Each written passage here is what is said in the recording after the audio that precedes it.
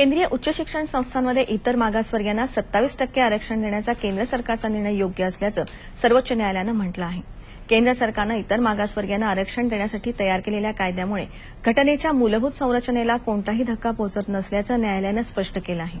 मात्र इतर मागासवर्गीयांना आरक्षण देताना क्रीमी लेअर प्रवर्गाला त्यातून वगळावं अशा सूचना सर्वोच्च न्यायालयानं केली आहे. न्यायमूर्ती के.जी. बालकृष्णन यांच्या अध्यक्षतेखालील 5 न्यायमूर्तींच्या पीठानं आज हा निर्णय दिला. येत्या शैक्षणिक वर्षापासून हे आरक्षण लागू करण्याचा सरकार प्रयत्न करेल असं अर्जुन सिंग यांनी नवी दिल्लीत बातमीदारांना सांगितलं. दरम्यान या निर्णयामुळे इंडियन इन्स्टिट्यूट ऑफ मॅनेजमेंट या संस्थेला प्रवेश दिलेल्या विद्यार्थ्यांच्या अंतिम यादीत बदल करावे लागणार असल्याची शक्यता आहे. उद्या ही अंतिम यादी जाहीर करण्यात येणार होती. याबाबत विचारविनिमय करून आठवडाभरात अंतिम यादी जाहीर केली जाईल असं या संस्थेचे संचालक समीर बारुआ यांनी अहमदाबादमध्ये पत्रकारांना सांगितलं. ओबीसींना 27% आरक्षण ठेवण्याबाबत सर्वोच्च न्यायालयानं दिलेल्या निर्णयाचं रिपब्लिकन पक्षानं स्वागत केलं आहे. तर सर्वोच्च न्यायालयाचा निर्णय स्वागतार्ह असला तरी जाचक अटींविरोधात पुन्हा याचिका दाखल करणार असल्याचं भारतीय रिपब्लिकन पक्ष बहुजन महासंघाच्या प्रसिद्धीपत्रकात म्हटलं आहे. या संदर्भातल्या अन्य काही प्रतिक्रिया. आयटीआय आणि आयएम याच्यामध्ये 27% आरक्षणाचा निर्णय सुप्रीम कोर्टाने घेतला. ह्या निर्णयाचं मी स्वागत करतो. ह्या निर्णयाने मला मनापासून आनंद झालेला आहे. समाजात मागासलेल्या वर्गांना न्याय देण्याची भूमिका सुप्रीम कोर्टाने घेतली असं माझं मत आहे. या निर्णयामुळं आयआयटी आणि आयएम सारख्या सर्वोच्च शिक्षण संस्थांमध्ये शिक्षण घेण्याची संधी इतर मागासवर्गीयांना मिळणार आहे. देशातील 54 कोटी लोकांना याच्यामुळे निश्चितपणे एक न्याय मिळालेला आहे. उद्या महात्मा ज्योतिराव फुल्यांची जयंती आहे, त्या निमित्तानं सुद्धा एक चांगली भेट मिळाली असं मला वाटतंय. खरं म्हणजे हे सगळं या अगोदरच व्हायला पाहिजे होतं. तर बाबासाहेब आंबेडकरांनी 60 वर्षापूर्वी घटनेमध्ये याची तरतूद केलेली होती आणि त्याच वेळेला निर्णय व्हायला पाहिजे होता. परंतु तो आज 60 वर्षांनी निर्णय झाल्यानंतर सुद्धा कोर्टामध्ये त्याला आव्हानं दिली जात आहेत. ही अतिशय दुःखाची गोष्ट आहे. असं जरी असलं तरी सुद्धा शेवटी निर्णय मिळाला आहे, हे काही कमी नाही. आज ओबीसीचं अति उच्च शिक्षणाचे प्रवेशाचे जे 27% आरक्षण विरोधकांनी जे सुप्रीम कोर्टामध्ये चॅलेंज केलं होतं त्याला सुप्रीम कोर्टात स्थगिती दिली होती 2 वर्षापासून, ते आज मुक्त झालं. त्याच्यामुळे आम्ही आज ओबीसी समाज आज प्रफुल्लित आहे, आनंदित आहे आणि आपला खुशी मनवत आहे. त्यासाठी आज आयआयटी आयआयएम मधून शिकून निघणारा विद्यार्थी हा जवळपास 1.5 करोडच्या वार्षिक पॅकेजच्या नोकऱ्या त्यांना मिळत आहे. त्या विद्यार्थ्यांमध्ये आमच्या ओबीसी समाजाच्या विद्यार्थ्यांचा या आरक्षणामुळे समावेश होणार आहे. याबाबत अधिक चर्चा करण्यासाठी ओबीसी सेवा संघाचे अध्यक्ष प्रदीप ढोबळे आज आपल्या स्टुडिओत आले आहेत. नमस्कार. 9:30च्या बातम्यांमध्ये आपलं स्वागत. आजच्या निर्णयाबद्दल आपली प्रतिक्रिया काय? ओबीसी वर्गाला उच्च शिक्षणामध्ये 27% आरक्षण देण्यात आलं आहे आणि सुप्रीम कोर्टाने हा जो निर्णय दिला आहे त्याचं आम्ही स्वागत करतो. कारण या निर्णयावर बऱ्याच दिवसापासून स्टे होता आणि सुप्रीम कोर्टाने आज फायनल ऑर्डर्स काढले आणि 27% आरक्षण ओबीसींना दिला. त्याबद्दल सुप्रीम कोर्टाचे चीफ मुख्य न्यायाधीश के.जी. बालकृष्णन यांचे सुद्धा आम्ही अभिनंदन करतो, सुप्रीम कोर्टाचे अभिनंदन करतो. पण एकूण जर का हे आरक्षण लावताना क्रीमी लेअर जो वगळण्यात आलेला आहे तो वगळला गेला नसता तर एकूणच सर्व ओबीसी वर्गाला हे आरक्षण देण्यात आलं असतं. कारण क्रीमी लेअरची अट जाचक आहे असं ज्या ओबीसीमध्ये कार्यरत संघटना आहे, ज्या संघटनेपाशी ओबीसी वर्गामधनं फीडबॅक येत असतो, त्या संघटनेंना याबाबत निश्चितच थोडा मतभेद राहील आणि याबाबत सुप्रीम कोर्टाने पुनर्विचार करावा. किंवा भारत सरकारने ज्यावेळेस हे आरक्षण लागू करायचं ठरवलं होतं त्यावेळेस त्यांनी असं म्हटलं होतं की क्रीमी लेअरची अट राहणार नाही आणि त्यामुळे सर्वसकट सर्व ओबीसी म्हणजे ओबीसीमध्ये असणाऱ्या ज्या मागासलेल्या जाती आता सर्वांनाच हे आरक्षण मिळेल. तर त्यामुळे थोडाफार हा एक नाराजीचा सूर ओबीसी कार्यरत संघटनेमध्ये निश्चित आहे. नाही, आता क्रीमी लेअर आपण म्हणला तर त्याच्यामध्ये नेमका समावेश कोणाचा असतो त्या बाबतीत थोडंसं गोंधळाचं होतं. नेमकं काय क्रीमी लेअर आणि त्या बाबतीत आपण काय सांगू शकतो? क्रीमी लेअरच्या संदर्भामध्ये जर आपण बघितलं तर 1993ला जेव्हा सुप्रीम कोर्टाने क्रीमी लेअर लावून ओबीसींचं नोकऱ्यामधलं आरक्षण दिलं होतं तर त्यावेळेस असं म्हणण्यात आलं होतं त्याच निर्णयामध्ये जो डीओपीटी ऑर्डर होता की प्रत्येक 3 वर्षामध्ये या क्रीमी लेअरची मर्यादा रिव्ह्यू करण्यात यावी. तर 2003ला निर्णय जर का देण्यात आला तर आज 1993ला तो निर्णय आला तर आज जवळजवळ 2008 म्हणजे 15 वर्षाचा काळ गेला. तर कमीत कमी 5 रिव्ह्यू यामध्ये व्हायला हवे होते. पण महाराष्ट्र सरकारने 3 रिव्ह्यू केलेले आहेत आणि केंद्र सरकारने फक्त एक रिव्ह्यू केलेला आहे. कारण सुरुवातीला मर्यादा 1 लाख होती. आज केंद्र सरकारची मर्यादा 2.5 lakhs आहे आणि महाराष्ट्र सरकारची मर्यादा 4 लाख आहे. म्हणजे एकीकडे क्रिमिलेअरच्या संदर्भात जरी आम्ही बघितलं तर कुठल्याच प्रकारचं युनिफिकेशन नाही आहे. प्रत्येक राज्यात क्रिमिलेअरच्या मर्यादा वेगळ्या आहेत. या मर्यादा तुम्ही नेमक्या कशाच्या म्हणताय, म्हणजे आर्थिक आहेत का कसल्या? या आर्थिक मर्यादा आहेत की म्हणजे आर्थिकदृष्ट्या तुम्ही सक्षम असाल तर तुम्ही क्रिमी लेअर मध्ये जाता असं, मग त्याच्यासाठी जात किंवा काही त्याचं बघत नाही काय? ओबीसींना जेव्हा त्यांचं सर्टिफिकेट बनावं लागतं तेव्हा त्यांची जी जात आहे ती ओबीसींच्या यादीमध्ये असली पाहिजे, हा पहिला मुद्दा. पण त्यानंतर तो जो लाभार्थी आहे त्याचं उत्पन्न हे जसं केंद्र सरकारच्या नोकऱ्यांसाठी 2.5 लाखाच्या खाली, तर महाराष्ट्र शासनाच्या नोकऱ्यांसाठी 4 लाखाच्या खाली असं असलं पाहिजे असं आहे. पण त्यामध्ये सुद्धा क्रिमी लेअर कॅल्क्युलेट करताना फक्त आई वडिलांचंच उत्पन्न बघण्यात यावं, हेच कॅल्क्युलेट करण्यात, असा क्लिअर आदेश असताना सुद्धा कित्येक राज्यामध्ये त्या विद्यार्थ्याचं लाभार्थ्याचं आई वडिलाचं उत्पन्न, त्याच्या भावाचं उत्पन्न, बायकोचं उत्पन्न, अजून त्याच्या कितीतरी बहिणीचं उत्पन्न, असं सगळे उत्पन्न एकत्र करतात. तर ते कधी सुद्धा 2.5 लाख किंवा 4 लाखाची मर्यादा पूर्ण होते. आणि त्यामुळे खरं म्हणजे आपल्या भारतीय डॉक्टर बाबासाहेब आंबेडकरांनी जे भारतीय संविधान लिहिलेलं आहे त्या संविधानामध्ये त्यांनी कलम 340 जे अंतर्भूत केलं, या कलम 340 नुसार ओबीसींना हे आरक्षण देण्यात आलं आहे. खरं तर हे आरक्षण ओबीसींना भारतीय संविधान लागू झाल्यानंतर ताबडतोब मिळायला पाहिजे होतं. आज या गोष्टीला जवळजवळ 58 वर्ष किंवा 60 वर्षाचा कालावधी जातोय.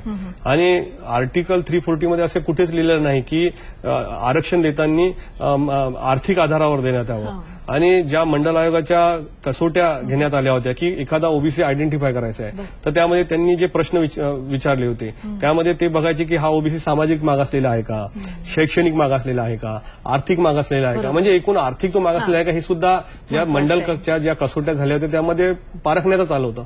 मग एकदा सगळं एवढं पारखण्यात आल्यावर पुन्हा आता त्याला आर्थिक कंडिशन्स लावणं किंवा क्रिमी लेअरची कंडिशन लावणं, हे म्हणजे कसं आहे की एकीकडे आरक्षण देण्यात आलेलं आहे आणि दुसऱ्या हाताने खाण्याचा अशातला हा प्रकार आहे. पण याच्यासाठी दाद मागण्यासाठी सुप्रीम कोर्टाला आम्ही पुनर्विचार करायला लावू. आणि सुप्रीम कोर्टाच्या व्यतिरिक्त भारताच्या संसदेने जेव्हा हा निर्णय दिला होता तेव्हा त्यांनी क्रिमी लेअरची कंडिशन टाकली नव्हती. त्यांनी म्हटलं होतं की ओबीसी वर्गासाठी हे रिझर्वेशन देण्यात येईल.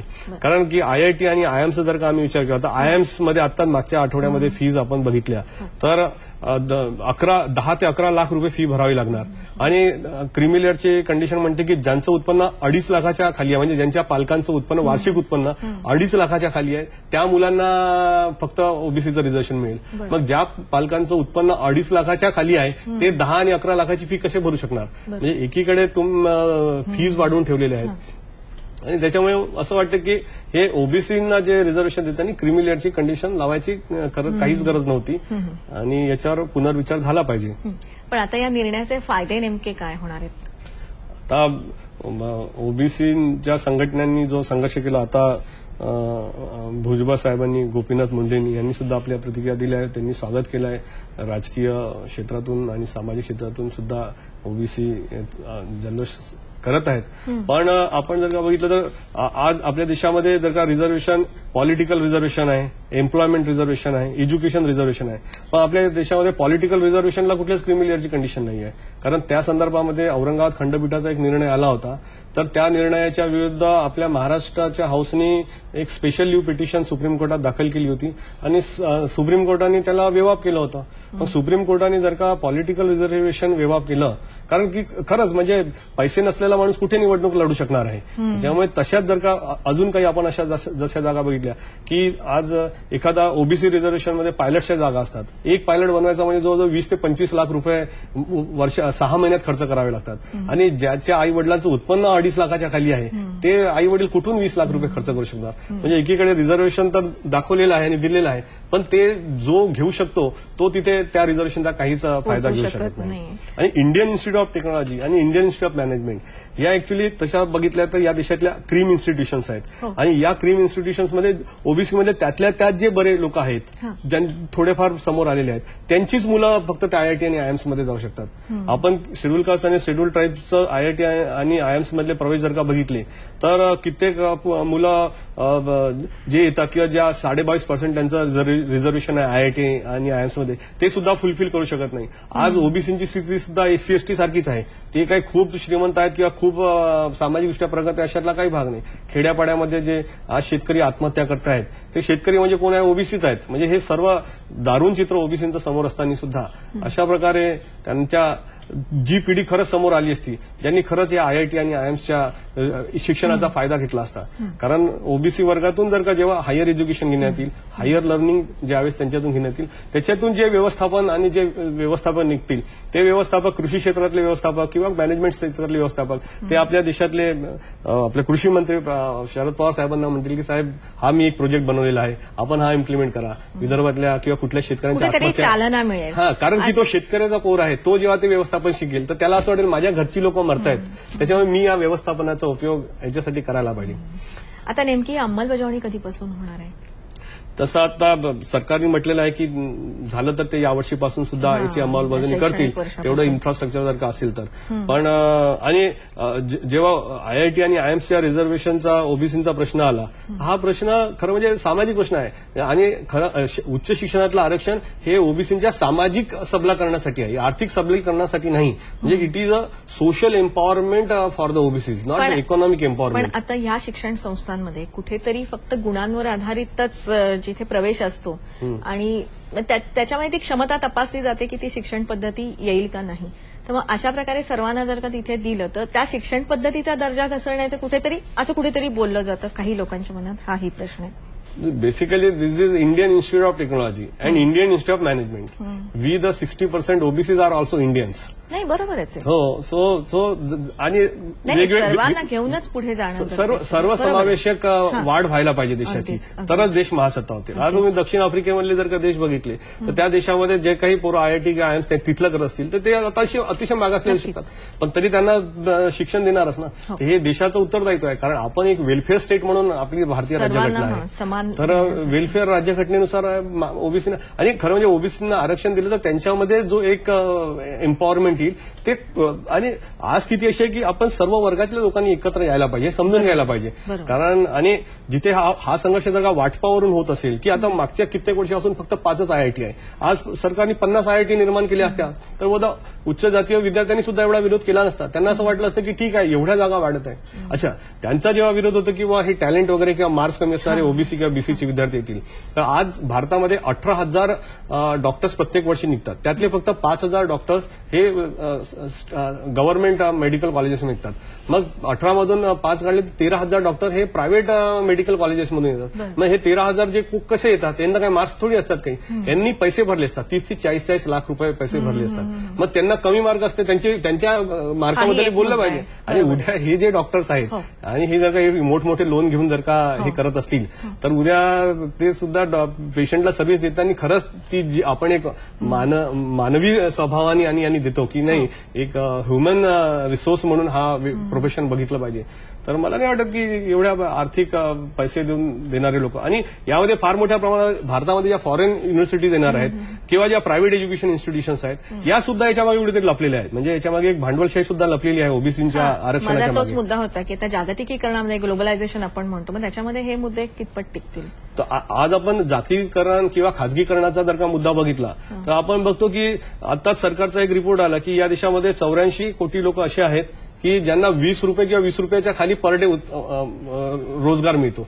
तर असे लोक कुठे ते एवढे 20,000 आणि 30,000? तर पूर्ण शिक्षणाचा भार हा सरकारनेच घेतला पाहिजे.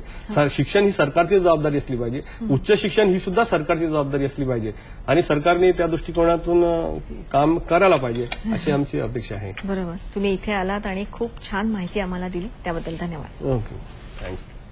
बातम्यांकडे वळूया.